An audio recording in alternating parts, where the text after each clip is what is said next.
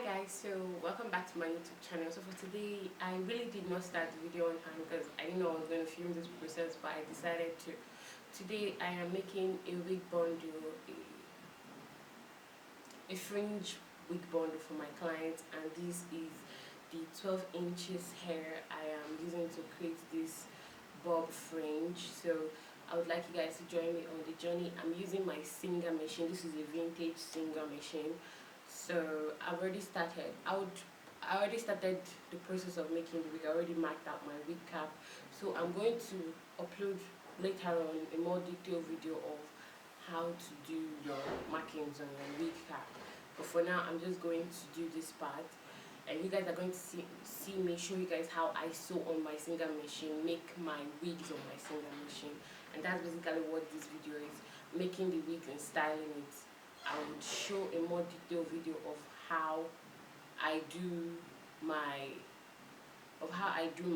marking on my caps, both for bob, wigs with closure, and all of that. I will show you a video later on my channel. So do well to subscribe and stay posted. I love you guys so much. Let's dive right into this video. So I'm going to start on. I already placed the wig at the parts where I mark. If you see, you could see like little marking on the wig cap. So that is the markings I made. So with my presser foot down, I already brought my presser foot down, which is this. I am using a zigzag method, oh god.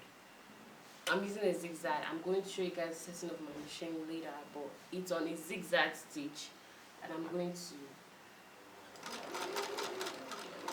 You don't have to be fast with this step because you could sew too fast and make a mistake. So be as gentle as you can if you're a beginner, but I've been doing this for a while.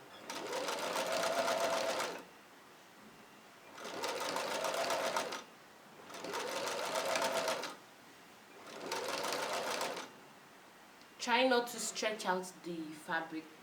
Don't do this. Don't stretch it out.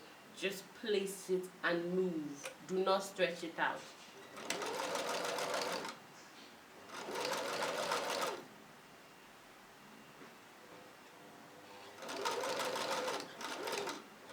When you get towards the ending of the hair like this, you would want to press your backward and forward stitch. Like on my machine, I would show you what part it is.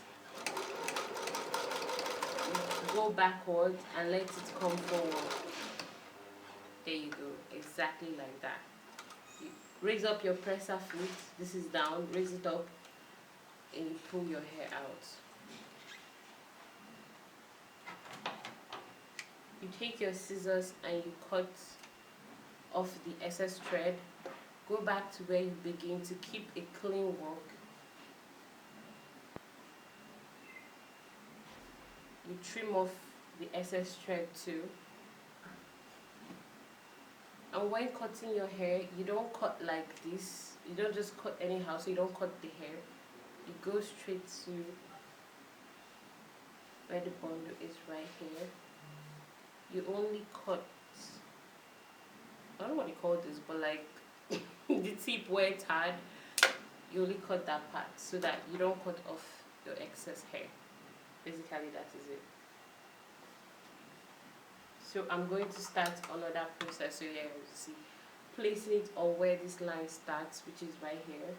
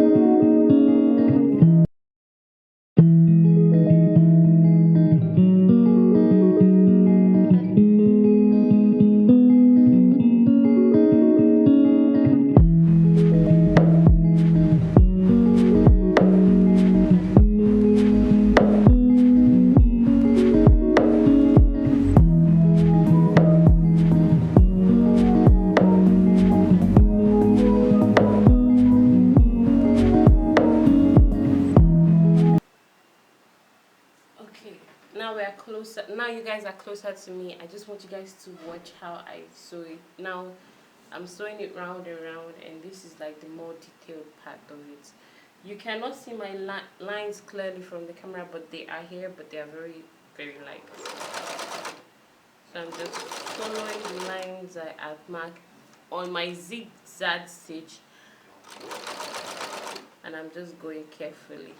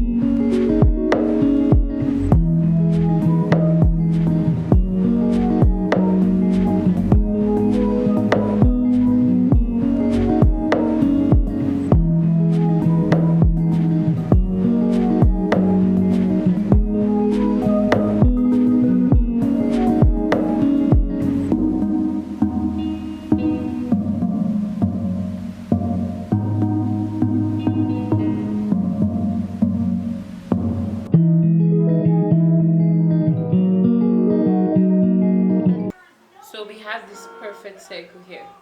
So what we're going to do is we're going to go, instead of going this way and round, we would start from like 2 pieces here in the middle. Like I'll place this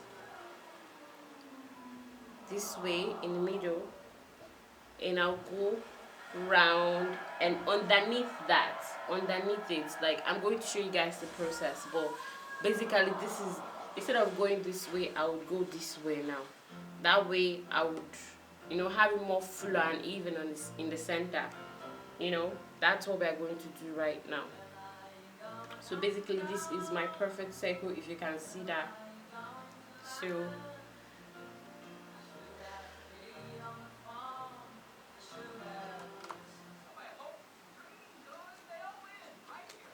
sorry guys, because of this is silver, it's reflecting so much, and I'm using just natural light, not my ring light or anything, so I'm sorry about that guys. But I'm going to place this like this, and I'm going to sew.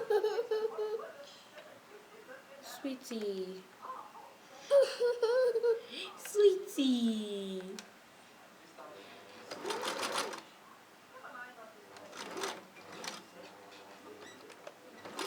And I'm going to seal in this stitch.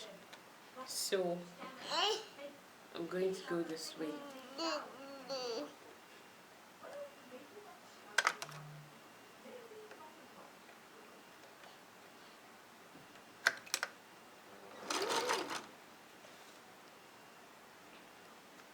This is the technical part. So, oh my god, JJ. There you go.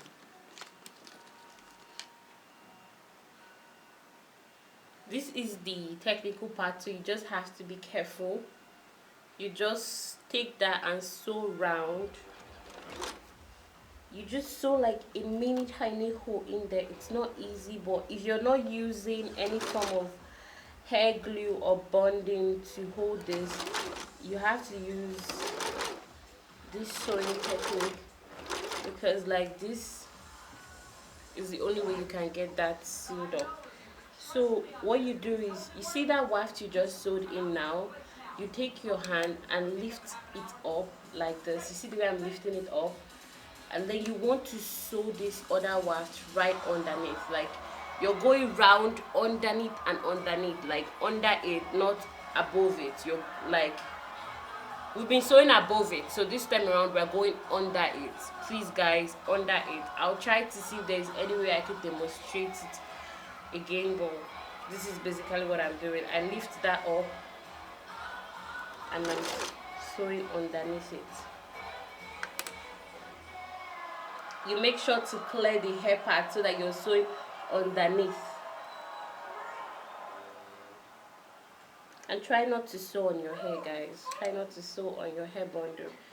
It's not easy. You have to pay attention to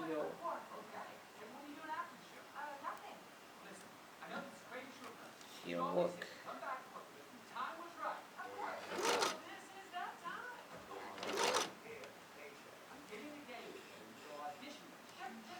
You just have to be patient. Even for me that does this on a daily basis, I am very patient with this part of the wigging, especially for fringe, because any little mistake you would have to resew the entire wig, and trust me, that is even more stressful. So I'm going round and around that. I'm going right underneath the old waft stitches I have made, guys, while trying to clear my hair parts so that I don't sew any hair together. I don't sew any of the waft together.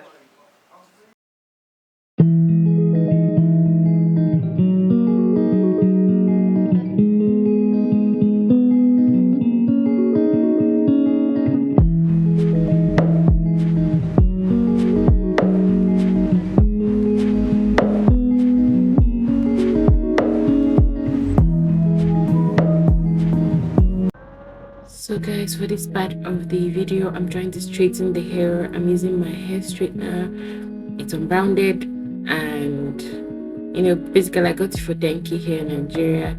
I was using the straightener I got around 6k there about before, but that straightener is not as effective as this one. If you look at it, I'm trying to reduce the heat that I'm going in with this, because this hair is not 100% human hair. It's a very low grade human hair, so I'm trying to not put too much heat damage on it, because I know the clients would also want to straighten it later on.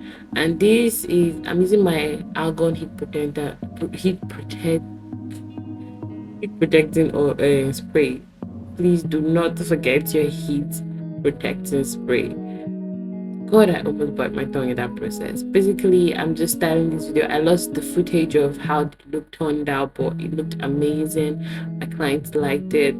So guys, if you try any of the tricks in this video, please do well to tag me on it and let me know. I love you guys. See you next time. Peace out. See you in my next video. Thank you so much for the support you've been showing me. I really do appreciate. Thank you so much, guys. I love you.